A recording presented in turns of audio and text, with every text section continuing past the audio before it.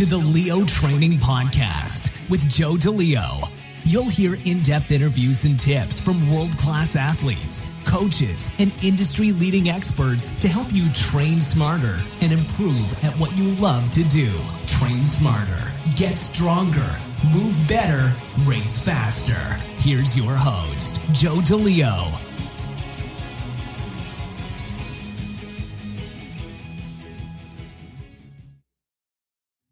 Hey everybody, I have another fantastic episode for you today. Today's guest is Michael Doretta. Mike is the High Performance Director for the Portuguese National Rowing Team and is also the inventor of Veda, a dynamic rowing machine that brings the experience of rowing on the water, on land. Mike also holds a PhD in cognitive psychology with a focus on human performance expertise. Sit back and enjoy today's show, where we talk high-performance rowing and the mental side of the sport. I'm here with Michael Doretta, the High-Performance Director for Portugal Rowing. Mike, thanks for taking the time to join us this afternoon and speak with us. Thanks for having me.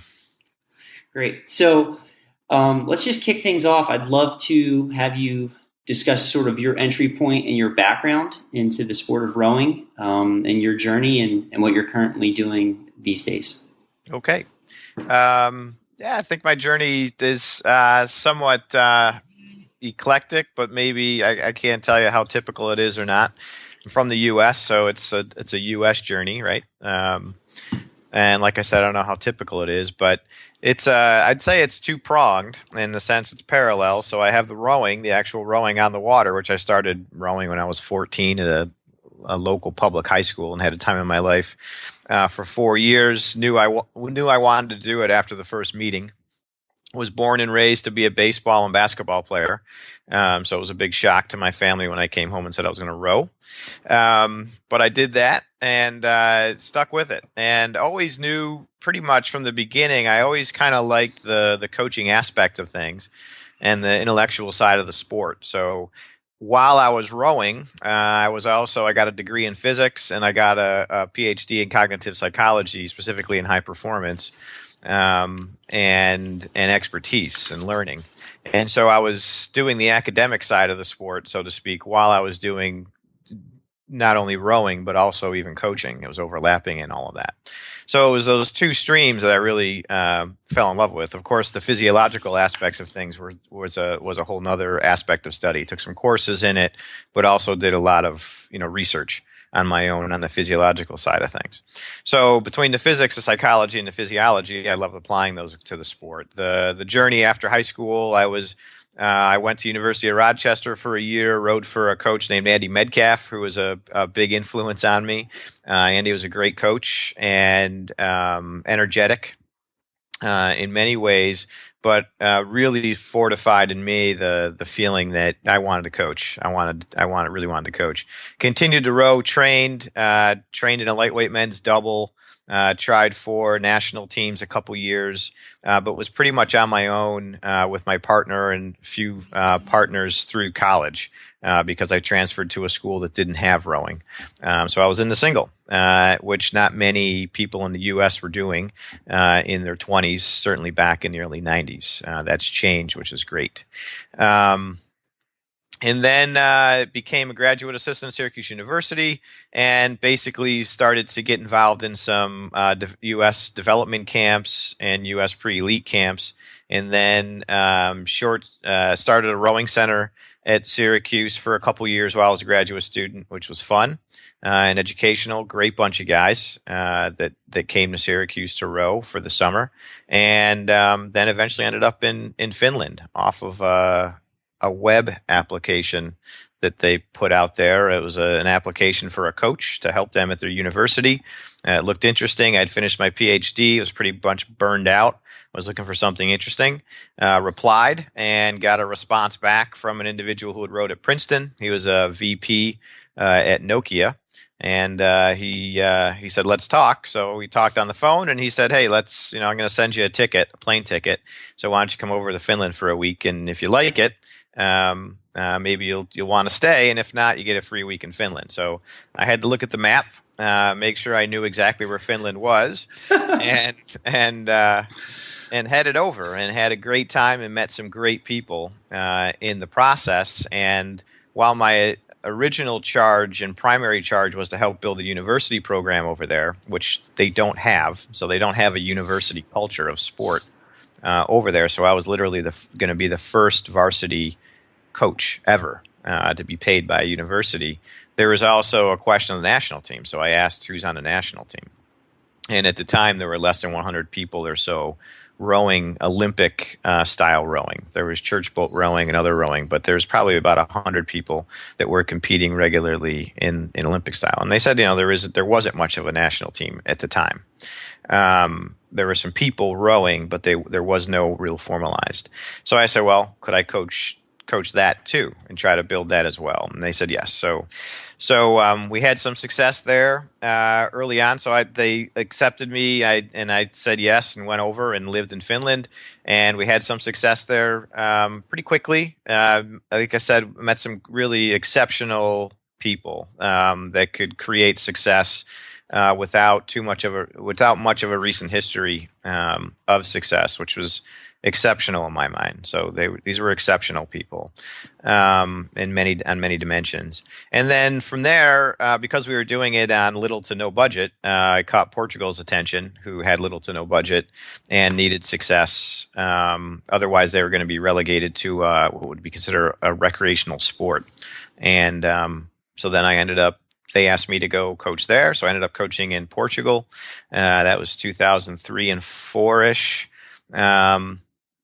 And we had some success there. And then political upheavals and everything, presidential changes, etc. So I was out of Portugal, and then coached a little bit in Guatemala, coached an athlete from Guatemala, and then coached a number of athletes throughout my time here in Syracuse. Some good peeps for sure that have moved on to do great things, and a similarly exceptional group of people as well. So I've been lucky to really be involved with an exceptional group. And recently, now I'm back with Portugal because one of the athletes I coached in 2003 and 4 not only started the premier international training center right now in Aviz, Portugal, Avizacqua, but also took on the charge of becoming the president of the Portuguese Rowing Federation. So he asked me to come over and help rebuild things because the previous 8 years have been pretty disastrous on many levels, from financial to development to everything. So we're really digging ourselves out of a hole so that we can try to get back up on the world stage. That's it. Wow. So I'm just trying to kind of get my bearings after that download of information you've just given me. So I definitely have a couple questions, and I want to try to stick with kind of how you went through things chronologically. So in your time in Finland, and you and I have had conversations outside of this podcast, but I know you had the opportunity to meet Pertti Karppinen. Yeah. So sure. could you talk a little bit about that and how some of the conversations you had and his influence and some of the things that he relayed to you as you were working in Finland? Sure. So yeah, I still remember the first day I met Pertti. We were doing. I was making an effort to do identification throughout Finland, and then we had an identification weekend, and in one of the gyms, and he walked through the door, and there he was. It was my legend. I was looking at him as he was walking towards me, and put out his hand, which was like a pie plate, and shook his hand. Pertti doesn't speak much English. He's relatively shy in that regard, so we didn't have robust conversations directly, but there were always people around to translate. And so the most influential conversation I had is when he invited me to his house, and I sat and had a conversation with him. It was probably 2 or 3 hours, and the individual that was with me translating probably got even a bigger kick out of it, simply because it was Pertti Karppinen, who was an absolute hero and legend to his own country. And Pertti brought out stacks of results and talked about all of his races, even against Redgrave in the single, and all of these races that many people probably don't even know about. Talked about his time in the double with his brother, talked about each Olympics, talked about all of these different things and aspects of the sport. And I think the primary thing I really pulled from Karppinen is the natural aspect of the sport and the fluidity and relaxation, and how important this is to high performance. It's always he took a very steady approach to his training. It was always a 4-year cycle that he was on. Didn't care too much about the results in the middle. It was sort of on the pathway to the Olympics in which he would peak, and you wouldn't really see it until the infamous, last 1,000, last 500 that Karppinen would pull out. So in a very Finnish, steady, strong, stoic way, he performed. And that's probably the biggest thing I took away from him. It was, let's say, it's in stark contrast to a louder, Western style of doing things. Very humble, very humble. Wow. So for those that are listening but don't know, Pertti is a 3-time Olympic gold medalist in the men's single. The only person to ever do that. Was it Ivanov from Russia? Didn't he 3 times? Nope, not 3. I don't believe 3. I could be wrong. Check me on that. Okay. Check me on that. And then the other part of that, what you said was his best performances were in the Olympic year. So I know he had, and I've watched video on YouTube, he's had some classic battles with, I believe it was Michael Peter Kolb from Germany, and he would win the world championships leading up to the Olympic year, and then Karppinen, as you described in his fashion, would be on top of the podium in the Olympic year.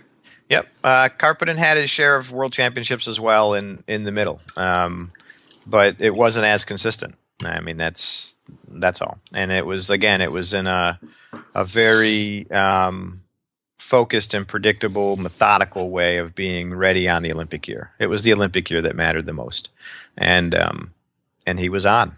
He was ready to go. Like I said, he did have other victories along the way, but not as steady, and it was just sort of part of the game plan for the 4 years. Yeah, so he kept the eye on the prize, and the goal was the Olympics. Yeah, absolutely. Yep. And he participated, I believe, in 5 total. So he won in 3, but he participated in 5. So he went on to participate in 2 more after he won the first 3 golds. Wow. Which I'm not sure many people know that either. But, no, I didn't. That's incredible. Yeah. So kind of bringing things more up to current events. So you're back with Portugal, and you mentioned one of your athletes started the Avizacqua Center. What is that? What goes on there? And how does that fit into Portugal rowing? Well, okay, so so that was a vision by one of the rowers, Luis Teixeira, who's now the president of the Portuguese Rowing Federation, and in an atypical manner, simply because it's entrepreneurial in nature. He had a vision, and he saw a spot in a place that's magical to row, called the V's, simply because of the water and nature of the way the water is arranged. It can get windy there, but generally speaking, you're going to be rowing much of your time there. Very picturesque landscapes, from vineyards to cork trees to olive trees, orange trees, that type of scenario, rolling countryside hills in southern Portugal. So it's beautiful. But he had the vision of setting something up that was sustainable. So it wasn't just a training center; it's also a 4-star hotel, and so he's able to book the hotel with teams. and actually throughout not just the current year, but even book teams years beyond because of the demand now with the hotel, as well as fund the hotel through the racing season when most teams are not in Aviz training. They're touring around doing their racing. So during generally the winter months, there's a lot of teams that come through there. Great Britain, Denmark, Austria, Germany. The German men's 8 was just there recently. Women's teams, men's, women from Great Britain, the lightweights from Great Britain, for example. So the beautiful aspect of that center is that it's a bit of a mecca or sort of melting pot of ideas in teams. And when you're able to train with them, there's a lot of sharing that goes on and camaraderie, amongst the coaches and the teams, specifically in terms of how it pulls into Portuguese rowing, as you asked, specifically with help. They're willing to help us, and they're willing to pull us up a little bit so we can train with them. In fact, we have a crew training with the Great Britain's lightweights this weekend, and they're open to help. They're open to sharing information and sharing time on the water, which is probably the most important aspect. So the whole competitiveness of things helps a whole bunch to accelerate the progress over there. Yes, it's always nice to be able to go out and line up and do some pieces and know exactly where you stand against some of the world's best. Absolutely. And that's part of one of my statements that I make over there often is dreaming is great. We want to dream, but we want to dream with our eyes open. We don't want to dream at night. You want to dream during the day with our eyes open. So that means looking at these other crews, looking at the hard numbers to see what percentages we are behind and how we can move forward and where we can improve, and also a recognition that this takes time. It takes years to build up to this level. It's an incredibly high level that's only getting higher in a relatively predictable yet unbelievable manner every 4 years. So you've kind of very naturally segued me into where I was thinking of going, and that next area is you talk about it. It takes a long time building that culture up in a country and everything. And I know you're a systems guy for sure. So can you kind of talk about what that is, building a system in terms of sport and athletics in a country and from the ground up, and then also, you have different tiers, right? You have juniors, U23, senior team, and how does that factor into the identification process? Yeah, so it's a very hard process. I would say it's not easy, right? And the reason it's not easy is because you have there's a lot of cultural differences and a lot of history, and you're trying to evolve and trying to move forward without disrespecting the past. And never is that a goal. So you always have to sort of tread cautiously as you're moving forward. And sometimes treading cautiously can slow you down in terms of progress. So as the rest of the world is speeding up, they're not going to slow down for you to get your message out and get your message across. It can be somewhat of a stressful scenario of, okay, do we push here and make this big change and make a bigger change, or do we slow it down and make the message a little bit more steady for the people so it's more easily to digest? And so that's a tough line to walk as you're going through.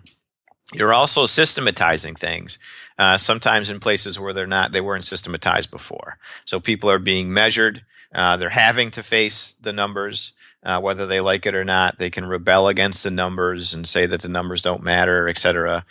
Specifically, both on the water and even on the rowing machine, or you name it, name your metric.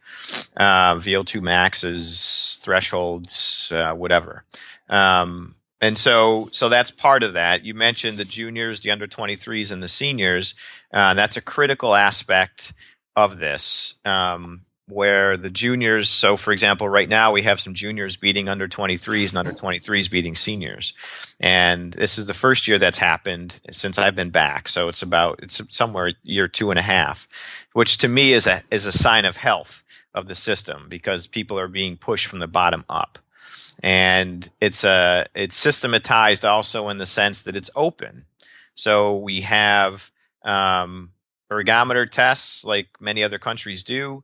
We have on-water tests like many of the other countries do, and it's there for the taking. If people want to show up and impress, they can do that.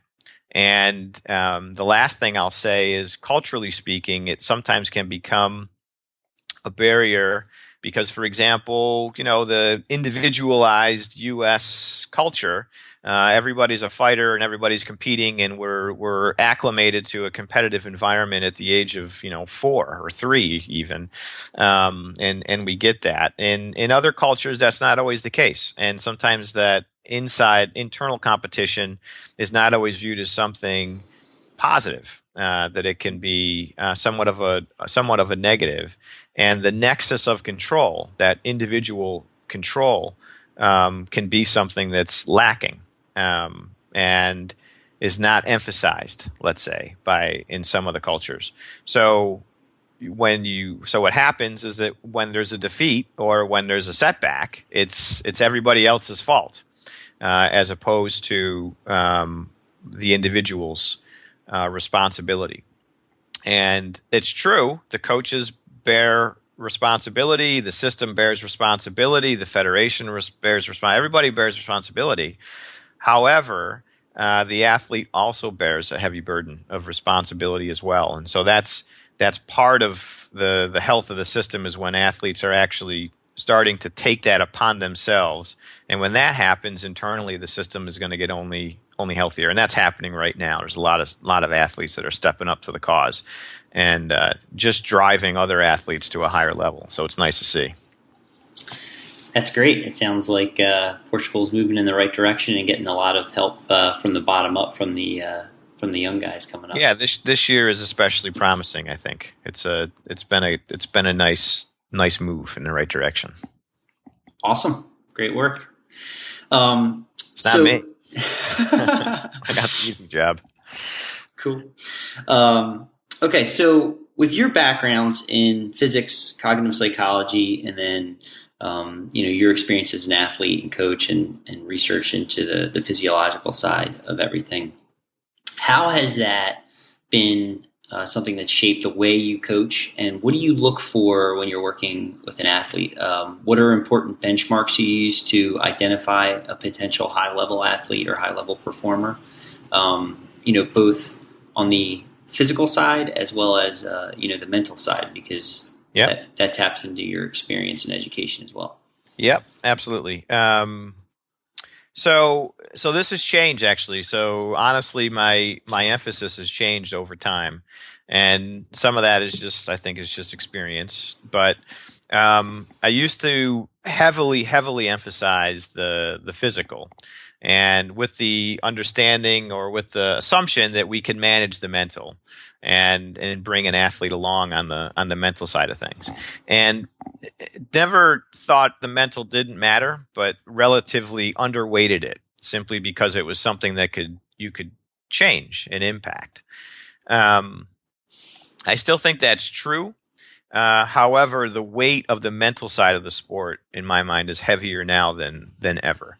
So not only on the emotional front, the emotional aspects where the athlete can manage their own emotions and manage their own, say, emotional intelligence, but also on the social aspect, that the athlete can actually be part of a system and actually make people around them faster. That sort of X factor. It needs to be there to have any hope of success at the highest level. The physical is just sort of a given now. You're dealing with physiological levels of athletes at the highest level that are, even to me, even to coaches, that are quite impressive when you watch them perform. The amount of wattage that they're putting out for the amount of time that they're doing it continues to impress everybody, and people continue to find new limits. to that. But the mental aspect is really the one that I'm continuing to key in on, simply because that's the culture changer, and that's the one that's going to sustain an athlete through the development and through the years they need to actually perform.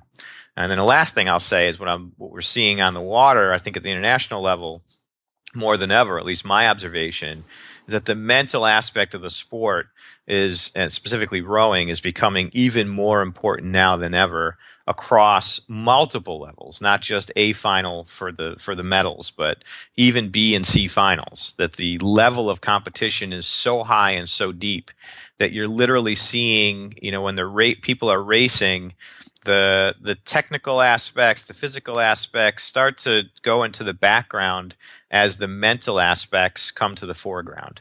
It's who can hang on and who can push. It's literally, person against person, crew against crew, from a character, from an individual, from a behavioral standpoint. It's pretty raw and open when you're watching it now, and so that's what's really changed my perspective over time in terms of how I weight the different variables. Does that answer your question? No, yeah, it did. That was great. And it sounds like trending over the last few years, the level is continuing to be raised. It hasn't ever been this high. No, it hasn't. I mean, and the average age of medal winners is continuing to go up. The average age of people who are performing is continuing to go up, and the numbers of countries that are participating in the sport is continuing to go up. I mean, I can't remember the exact number. It's in the range of 70 or 80 countries are actually participated in the World Championships this past year, which is the highest number ever, and it's one of the highest sports as far as participation goes on a world level at the Olympics. So that's only feeding more competition, and that's not by chance. That's a direct effort by FISA, the governing body, to grow the sport. So you're seeing, and I think as knowledge is spreading in every area, it's easy for knowledge to spread around the world about how to train and where to train and selection and all these different things, and people are incorporating those pieces of knowledge and understanding into their own cultures and forming and building their own systems. And it's pretty serious business at this point. Yeah, winning is most definitely a serious business. Yeah, it's never an accident. No, winning's never an accident, not at this level. Yeah, I love that quote. You said that to me before. I love that one. Yeah. So, why? Out of curiosity, do you have an idea of why you think it's continuing to the medal winners and the AG athletes? They're continuing to be very high level performers and winning as they get older. Yeah, I think because of the mental aspects of things. There's a technical aspect of things that matters, right? So there's only so far you can go physiologically, right? There's only so much you can do with the musculature that you have, specifically in the lightweight realm where you're weighing in, and there's a limited amount of mass that you can even have in the boat. So the technical aspects of the sport matter more than ever, because you can start inching out those percentages of efficiency and effectiveness in the hull when you're rowing, and that efficiency pays off over a 2,000 meter flat out piece. Where you're going, depending on the race, anywhere from 5 minutes and 20 seconds all the way up to 7 or so plus, depending on the event. So that's why, and also just the amount that you can squeeze out of your own effort, right? So being ready on the day takes a lot of experience, and being ready to perform, where all of that work is exuded, right, is demonstrated on the day it needs to. That takes years of experience, because there's only one world championship a year. So you only get to practice that once every year. So that's just another reason why it's just taking more and more years to get to the top. Right. That's some great perspective there. I mean, it's there's a maturity level and an experience level needed to be able to perform and execute on the day, as you said. Absolutely. And it's a tough process because there's a lot of failures along the way. It's like anything else. You're learning from your failures and your successes, but you're learning from both. So you also need to have the mentality to go back and look at the failures and understand where things went wrong. And as I said before, the best athletes put it all on their own shoulders and put the coach in the position to say, well, wait, there's some other things that we could have done better, right? That we could have done better. And the best of athletes will do that. It's their own responsibility in that way. In reality, it's not. It's the coaches and everything else and everything around the athlete, making sure that all the pieces are in place. But it's a great starting point for an athlete to put it all on their shoulders and simply do some really good reflecting on how things could have gone better. When that happens and they go through that struggle, they grow, they get smarter, and they come back stronger, faster, and more able to perform the next year and the next year and the next year. And so you can imagine over 4, 8, 12 years of somebody doing that, how literally tough, mentally tough they are. And compare that 8 to 12 years of experience and that process of going through it 8 to 12 years in a row and more in some cases against someone who's doing it the first time or the second time. It's the mental aspects shine even more when you see that contrast between those years of experience and what we would call a rookie going into that environment now. And there's exceptions, but it's generally those years of experience are really hard to overcome. Right. Yeah, that makes sense. And that's actually a really interesting point you just brought up, where you're talking about how the learning, whether it's on the side of success or failure, and that experience throughout the years, that translates into more speed. And so right. Often we kind of just look at the hard and fast numbers, whether it's from the speed coach on the water or on the ergometer, but it's a bit of a chess game. That's exactly right. Yeah, I view it as a chess game. That's how I view it. It's a chess game. It's a long, slow, strategic process where you need to be in the position of checkmate at the right time. And when it's checkmate, it's checkmate. That's it. You've got a crew that's in sync. They found their stroke. They physiologically, they know how and when to peak. They have confidence in each other. They have confidence in themselves on race day. And they have enough confidence in themselves on race day to go up against a crew that's equally capable. But in the last 2 minutes, they're able to find something else that they couldn't find even in the years prior because they had to. And that's them. That's just them. That's who they are. That comes out there, and that just needs to be there. There's no getting around that.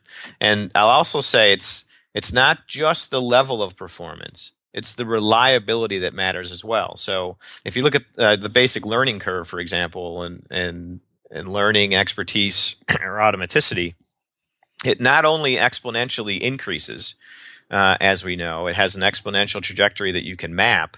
But the rate of variability in the learning has an exponential aspect to it as well. So the rate of variability decreases at a similar rate to which the actual performance increases. So what that means is the performance is not only going up, but it's becoming more reliable, which is very, very important when it comes to race week. So that sounds like another word for consistency. Yes, exactly. And that consistency is earned. That is earned because right. You've got to mold your brain to be able to do that. That's just not something you can make happen. It's earned. Yeah, I love that. I think that's so cool. Again, I know I just said this a minute ago, but you're talking so much about training the mind so that the body is able to execute that. That's right. And it's it is a very much a mental game. There's so much that goes into it. 100%. Yeah.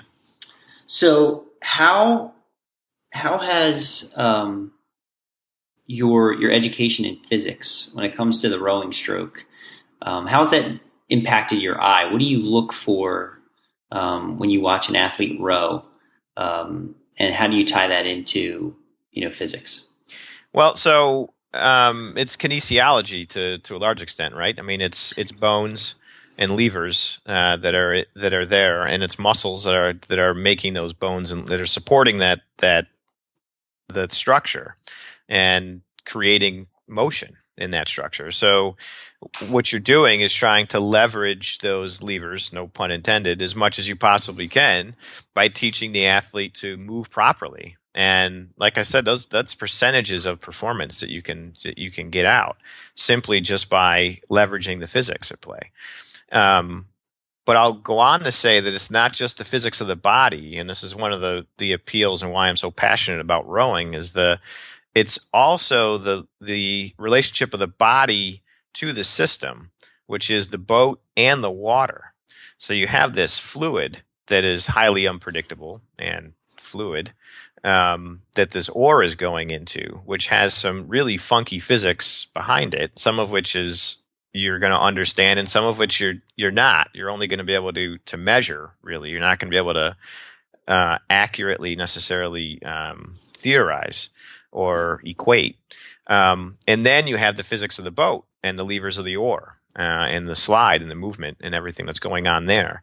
So you're mixing and blending all of this into one final package that you hope is the most optimized stroke you can get from the athlete. So this goes into those years of learning.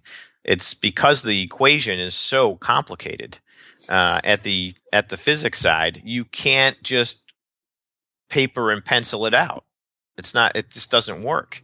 You have to continue to trial and error this until you find out what works, mind, body, and on all of the physics that's taking place there in the shell. Wow. That's incredible. I've never thought of it that way, but that's a really good way, perspective to look at it, because again, we go micro, we look at just the athlete, and then when we kind of zoom out and look at from a bigger view, it's the athlete, the boat, the environment, and they're in. There's so many variables that go into the end result. Yeah, and now add the dimension of a crew. That's just one individual, right? Now add the dimension of a crew into that. Now it's my physics, the boat's physics in the water, plus the physics of another individual in the boat in the water, and all of that having to be blended into a system, right? Times that by 8, and it gets enormously complex to pull that off in an effective manner. So it's the level of complexity is high, which goes back and talk about system. A primary aspect of the system in Portugal is you will perform and train in the single. And one of the reasons you will do that, and people ask, well, but what if I'm a sweep rower? What if I row blah, blah, blah? Fine, you can do that. But you have to spend time in the single because it's the most controlled environment you can possibly be in the sport. And so that's where you're going to get the most feedback, and that's where you're going to do most of your learning in regard to moving the boat. All of those lessons learned from the single are going to translate to other boats. But it's very difficult to learn in an environment where you have other people moving around because you can't control for all of that. So you don't quite fully understand your impact on the boat and the system as you're moving. It's a much easier way. It's much easier to do that in the single. And to add on to that, also in the single, you can't point to anybody and say you're dropping the boat down the port, for example. There's only you. So you lose and you win, and there's no way around that in the single. So it also forces a maturity and maturing of the athlete when you're in the single too. Yeah, it's an honest boat. Nothing like pure feedback. That's exactly right. Cool. So I want to kind of shift gears a little bit. We've talked quite a bit about rowing, and we're still going to continue to talk about rowing. But one thing that you didn't touch on at the beginning when you introduced yourself is that you've also you're an inventor, and you've designed and invented a rowing machine called Veda. And I would love for you to tell us what is Veda, and what was the idea behind creating Veda. Okay, so the idea is actually premised on a lot of things I just said, and talked about. It's premised on the fact of the physics of the sport, but also the collective action of the sport and how hard that is to calculate out. So the machine itself is designed to be as specific to the rowing environment or context as possible. That is, the dimensions of the machine are similar to that of the boat.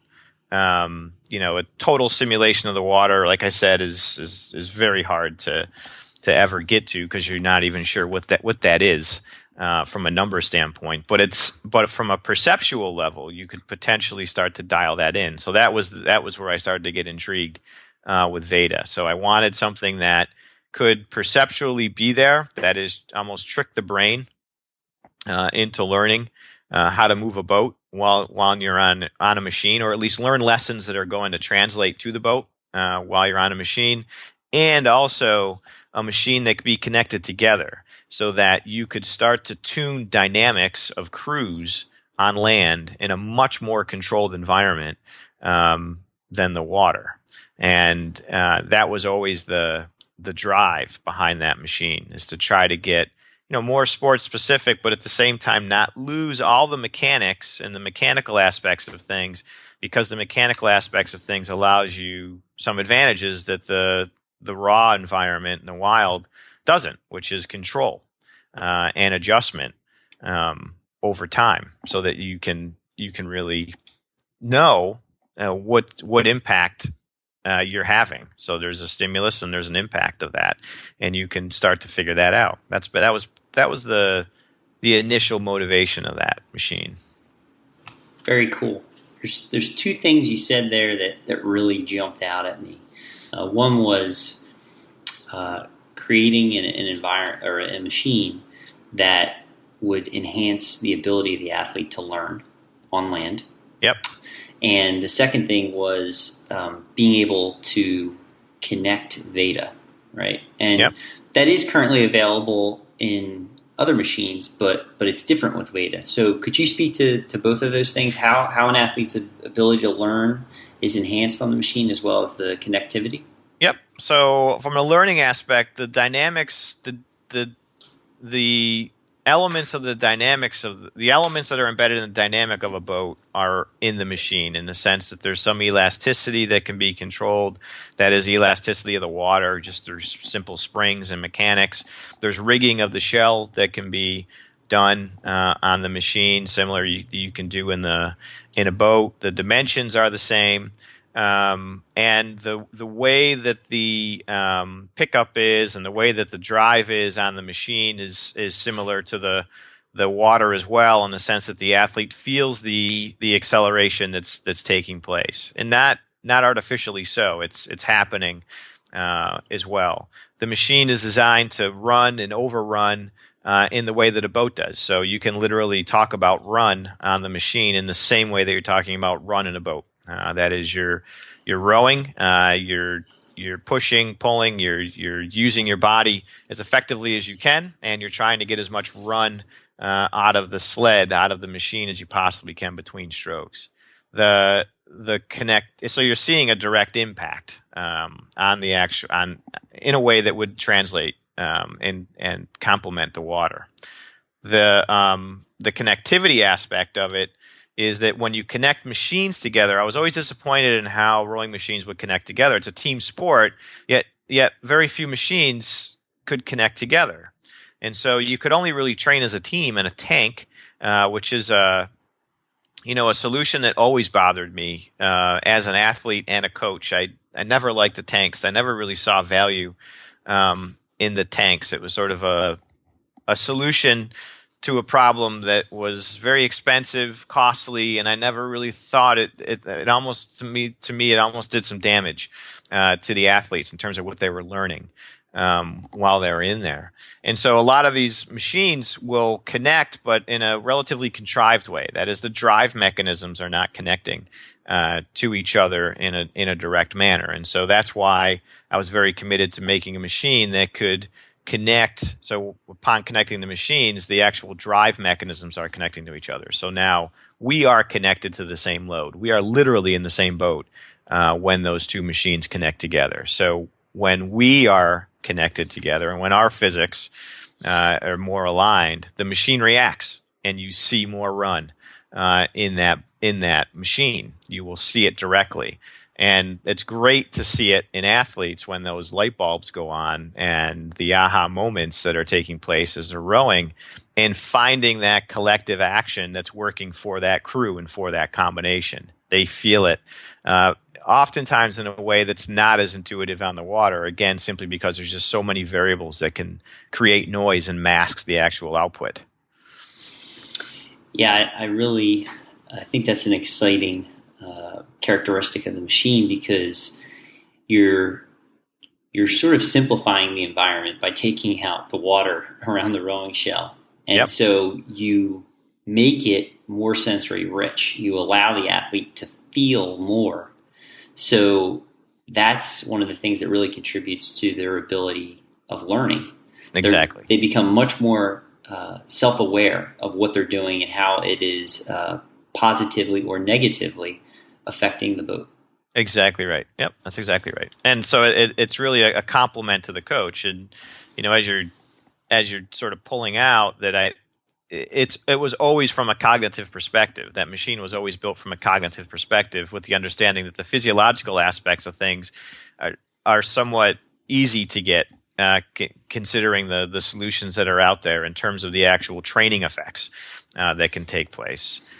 Creating resistance is easy. That's not a difficult aspect of things. But actually creating a learning rich environment for an athlete on land, that's not as easy. So that was a challenge I took up.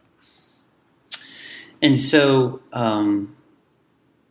to build on that, I guess that almost requires an athlete to be not necessarily at a higher level in terms of performance, but mentally, cognitively, they need to really approach it in a much more graceful, fluid manner. They can't just sort of get on the machine and just wail away on it. They have to take the time to move with thought and purpose. That's right. Yep, it's dynamic. There's a sled underneath. It's dynamic and flowing back and forth, and so it will reward more effective rowing, more efficient rowing, both on the drive and on the recovery aspects of the sport. So on the stroke. So yes. So that part of it, it's nice to see that it works in that way. That is rewarded in the same way it's rewarded in a boat. The strongest are not always necessarily the people that are going to perform on the machine. You can't just hammer away at it in the same way a boat's going to react to a hammer. Right. And that's one of the things I love about that, because you have to row it. You have to row, yeah. And that's usually the instructions. People get on it, and it's somewhat foreign to them because it's not a Concept 2 or Row Perfect or other machines that have the handle that's just intuitive. You put your feet in and grab the handle. It looks like a shell, and so I think they're actually confused by that. And the instruction is to just row, and they try to make sense of that. Well, I row in a boat. I don't really row in a machine. So they're trying to make sense of that. Usually it takes them a few strokes to realize, oh, I can just row. Very cool. Very cool. So I got some rapid fire questions for you. We're closing in on an hour. We're right around 47 minutes so far. Okay. So if you could go back in time, let's say 20 years ago, what advice would you give yourself? Wow, tough one. Tough one. I think you mean in terms of based on what I've learned and what I know right now. Yep. I think the advice I would give myself is take more chances while I was younger. Interesting. So go after it. Don't be afraid to take some risks. Yeah. I mean, I was pretty good at following my nose when I was young, which is why I think my path was so circuitous anyways. But I would say do more of that. Don't listen to the conservative side of things, especially as when you're younger. And I do that. I tell students that now all the time at the university, right? If I'm helping them with a company or trying to start a company, it's do it now. Do it young. Right. Very cool. So today, given all your experience and knowledge, how do you approach your own personal training today? What's your practice like? So it's a mix. I'm still an addicted to endurance. So I have I've had back surgery. So I have to be careful of that. I have a family, and my primary motive is to be able to pick up my kid and play with my kid. So I don't want to do anything to ever damage that again, because it's just too valuable of moments for me.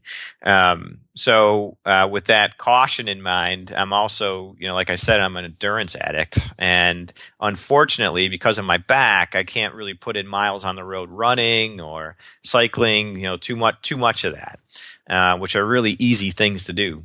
But I try to keep a healthy diet of the endurance side. So I love going for 60 to 90 minute UT2 type workouts as often as I can. It's meditational. It's like meditation to me. I love doing it. But also keeping a very healthy amount and healthy diet of the core work.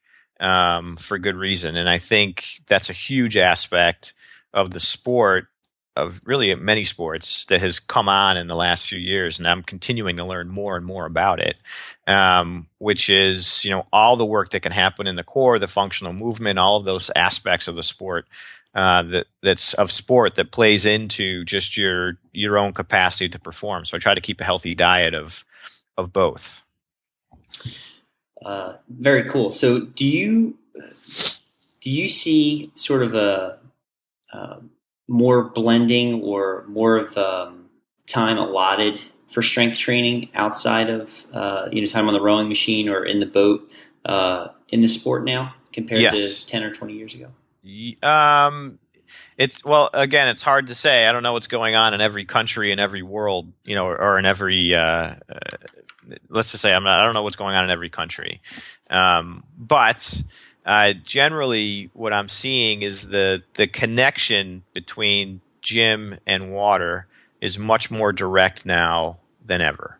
So it's a little less of a coach's decision. I don't believe in weights or whatever. Some legacy belief that they might have, or I don't believe in working in the gym too much. You just need to get as much time on the water as possible. There's less of that simply because of the science and the work that's gone into directly relating the movements that you're learning in the gym and how they're enhancing aspects of movement in the boat, and not only movement in the boat, but also injury and injury prevention. We know more about injuries and where they come from and how and why they happen, and we're much more educated on these things. And it's funny to see there's some movements and exercises that people do that I used to do in high school, but was never really informed on why. We would just do them, and they were hard, so we did them. And there was no real purpose to them like there is now. So there's a much more enriched purpose to every movement that you're doing in the gym than there ever was before. And most interestingly, the degree of understanding and depth of understanding of the athletes about these things is deeper than I've ever seen as well. They're getting very, very informed about their bodies sooner and quicker than I've seen in the past. And I think it's simply because of the depth of knowledge that's starting to seep into the culture. Yeah, I love that. And I think that's one of the things over my career and experiences as I started moving more into the strength and conditioning side of things that really was kind of eye-opening for me was the ability to really slow things down for the athlete, help them to learn, become much more self-aware of how they're carrying themselves, how they're breathing, and kind of point out to them, that they might be moving in a way that their body is, dominant to one side because of the rowing stroke. Absolutely. Even though they're walking around or running. And it impacts much more than just the sport. It can have an effect on their quality of life down the road. But it's very cool to see that sort of blending of the two worlds, so to speak, the gym and the boat.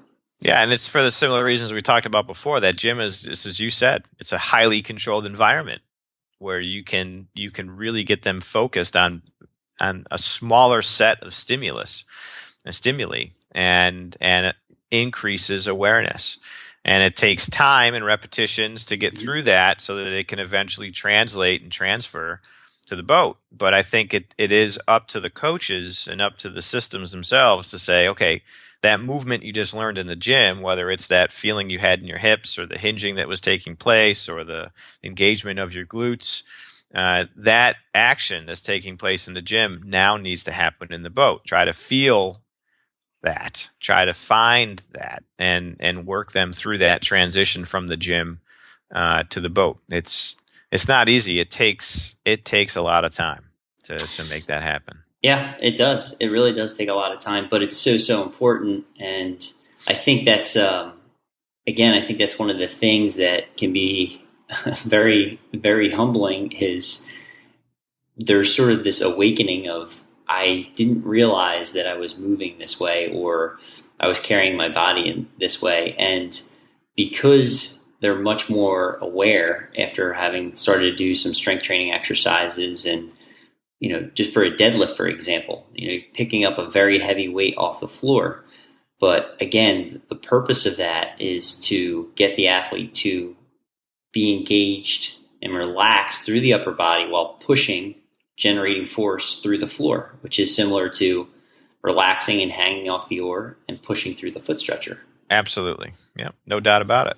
Yep, no doubt about it. And the asymmetries that you bring up are important as well. I think specifically, for example, like U.S. rowing culture, I grew up rowing in eights, and I think a lot of kids grow up rowing sweep, and not rowing both sides, really focusing on one side. I believe, based on even input from you and others, I've basically deformed my body in a way that I'm not sure I could reverse, but I can at least make more functional through some of the work and effort that I'm doing to sort of balance it off a little bit. But I especially did it between the ages of 14 and 18 when I was still growing. So I couldn't have been more effective at doing that. Right. The period of your life where you're really developing as a human being. Exactly. I mean, my body was growing, my musculature was growing, and I was sitting there turning and rowing to one side, and not properly so either, right? So, which is why I ended up with back surgery at some point. It's all of that is critical, I think. So that's what's nice. It's basically we're just getting smarter. We're going to continue to find new limits to what people can do through education and through the capacity to convey that knowledge so that people can self-reflect and absorb it and digest it. It's just awesome to be part of that process. Yeah, that's one of the things that I love too is just helping people learn and they get better, and that's what it's about. Yeah. So, final question here for you. So, based on kind of everything that we just talked about, it's a great segue. What is one piece of advice or one thing junior athletes should be doing to complement their training and their health? So I would say two things. One, have fun, and don't forget that it needs to be fun. That you need to find the fun in the sport, and if you're not, take a break. Go do something else. Try to do some other sport or something. And I can't emphasize that enough. I think the pendulum is swinging so far on the competitive side with these younger kids that it's too much, and a lot of it's contrived and it's not real. It's a performance anxiety and things and they're not being coached through the process of how to manage any of that. So you have some pretty, deep lessons being learned, sometimes in the wrong ways. And that always bothers me when sport ends up being a negative. It should only be a positive in my mind. The second, from a physical standpoint, is just what we talked about, is making sure that their bodies are ready to take on the loads of future years, so that they are balanced and that they are learning proper movements and that they are learning all of those things early on. It's not about how much weight. It's really about how you're moving and learning those. The more you can do that at a younger age, the more of a base you're going to build for the future. And I think building that mentality of a longer term process is part of the job of a coach. And that may mean, for some juniors and for some in the younger years, that may mean compromising some results.